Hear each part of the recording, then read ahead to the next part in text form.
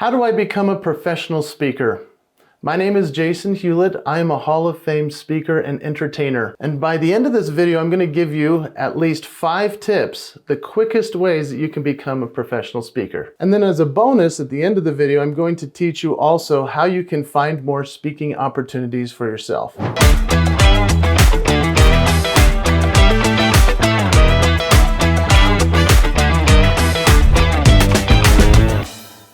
The first time I saw a professional speaker, I was in middle school. I was sitting with all of my peers on the ground, and we watched this guy come into the assembly room, and all of a sudden we were blown away by this amazing man.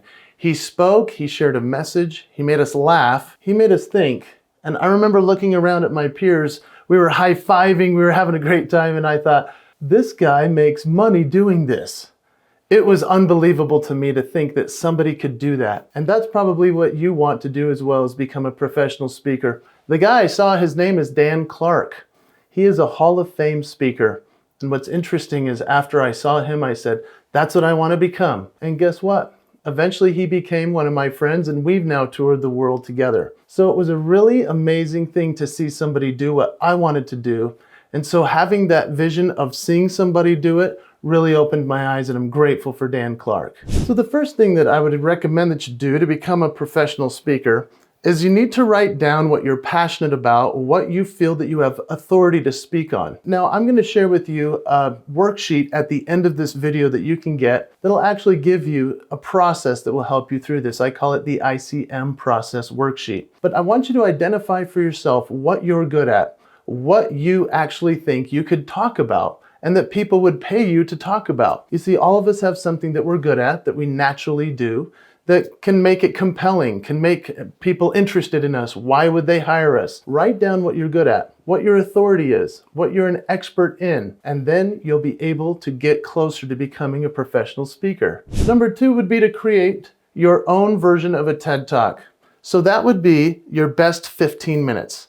Whether that's the stories that you've heard people laughing with or crying because you shared them, they're the best material that you possibly have ever created for yourself in terms of sharing things, whether it's on stage or in a volunteer situation or just when talking with your friends. Now, when we think about people that give a TED Talk, that's really their best material. That's something that leads somebody to understanding what they can share with one another. And it's a really powerful way to give somebody a takeaway as far as what they can bring with them after hearing you speak. But we want to make them laugh. We want to make them think, maybe make them cry. Engagement's important. And so when we think about our best 15 minutes, I got that advice years ago from a man in Las Vegas, actually. He said to me, if you create the best 15 minutes you possibly can, you'll have an entire career as a performer, as a speaker, and someone on stage. He was right. Come up with your best 15 minutes, just like a TED Talk. So number 3 is one that a lot of people are uncomfortable with, but you need to get comfortable with it. It's to tell everybody you're a speaker. Yeah, most people just think, oh, people will eventually find out. No, they won't. Today's world is so busy. You have to tell everybody on social media what you're doing, what you're speaking on, why they should hire you. For example, one of the best speakers I've ever seen, his name is Coach Tony Ingle.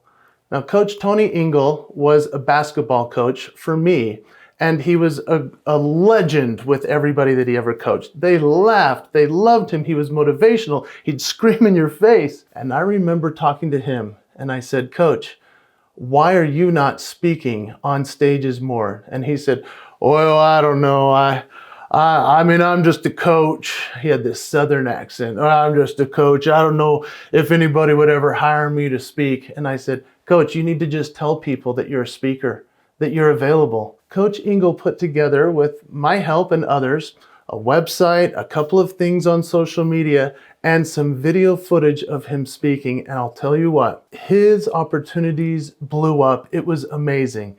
He began to speak everywhere because now people realized, oh, Coach Ingle wants to speak. He's good at it. He was incredible at it. One of the best speakers I've ever seen. But it was only when he started telling people, I am available. I am a speaker. You need to do the same on your social media and let your friends know, your family know, everybody that you're interested in coming and speaking for their events. That will change everything for you. So how much do you think a speaker gets to speak? I would love if you put it in the comments. That would be so great because I'd love to see your guesses. And at the same time, I would love for you to subscribe to this channel because I'm going to give you in just a moment the fee structures and the ways that you charge for a speech. Before I share with you how much a speaker gets paid to speak, let me tell you about number 4. And that is you need to speak at every opportunity you can possibly create or get. For example, that might be doing community events, schools, churches, anywhere somebody needs a speaker. You might be thinking, oh, I don't know if I have any opportunities like that. Okay, well, then create it. That's what's so cool about social media. You can go live stream right now if you're brave enough and start speaking this minute. I have a friend, her name is Lita. Lita came to me, she lives in my neighborhood, and came to me and said, I am called to be a speaker. And I said, really? Where are you speaking? She said, I only do church events. And I said, awesome, what else can you do? And she said, I'm not sure what to do. I said, well, reach out to some people in associations you belong to. She belonged to a couple of them because she's somebody who has a job and works hard at it. And so she reached out to her association and said, I'm available to speak. They didn't know that.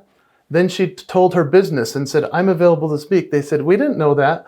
Now they started to give her opportunities. She reached out to beauty pageants and to charity organizations, to schools. The next thing she knew, corporations were hiring her. Her name is Lita Green. She has since started a podcast. She goes live on Facebook, on Instagram, on LinkedIn. She is killing it. And here's the thing. She just had to take every opportunity possible whenever she wanted to speak to either engage with somebody who asked or to create the opportunity for herself. How are you creating that opportunity? So number 5, I'm going to reveal to you how to charge a fee and some of the fee structure that you can get as a professional speaker. So the first thing you need to do is you need to charge a fee by asking for one. I know that sounds just so simple. It's almost like, well, what kind of advice is that? No, most people will not ask for a fee. They'll just say, sure, I'll come speak for your event, and then they don't say anything. You need to practice being able to say, I charge X amount. And so if I'm charging $100 for a speech, let's say, I'm going to practice into a camera or into the mirror and say, I charge $100 to speak at your event. I charge $100 to speak at your event. I charge $100 to speak at your event. When we get to the point of comfort and belief that we're worth that, then we can say it confidently to the person who's asking. Oftentimes, they might not have any fee at all for you. And so then you could say, well, I'm happy to speak for free at your event, but I would ask that you give me something in return in terms of the expenses to get there. And that really blows people away because they're like, oh yeah, I guess it does cost them money to drive and eat on their way or fly there. And so always ask for expenses. Now, in terms of getting the fee that you want, the first time I ever charged a fee, it was $100. And I was so nervous but excited, and I got $100. Sometimes I didn't get it, and so I did the travel expenses instead. But here are the fee structures, and I hope that you put it in the comments what you think a speaker gets when they charge a fee. So I started at $100. Then I went to about $250, then to $500, $750. Are you seeing a pattern here? $1,000. Eventually I went to $1,500. And then to $2,500, and then $3,500. Do you see this pattern? They're kind of round numbers, right? $5,000, $10,000, $20,000, $25,000. Now, you don't go overnight to $25,000 from $100. It's taken me over 2 decades as a speaker to get there. Some people go there real fast because they have something amazing happen in their life. They write a best-selling book. They have something incredible that happens to them. But if you go up that structure, and you give yourself time to perfect and get better at your speaking, you can then charge confidently higher fees every single time. I hope that helps. And so I promised you that I would give you a couple of ways that you could actually implement and become a professional speaker. Well, here's a bonus. Join the NSA and Toastmasters in your area.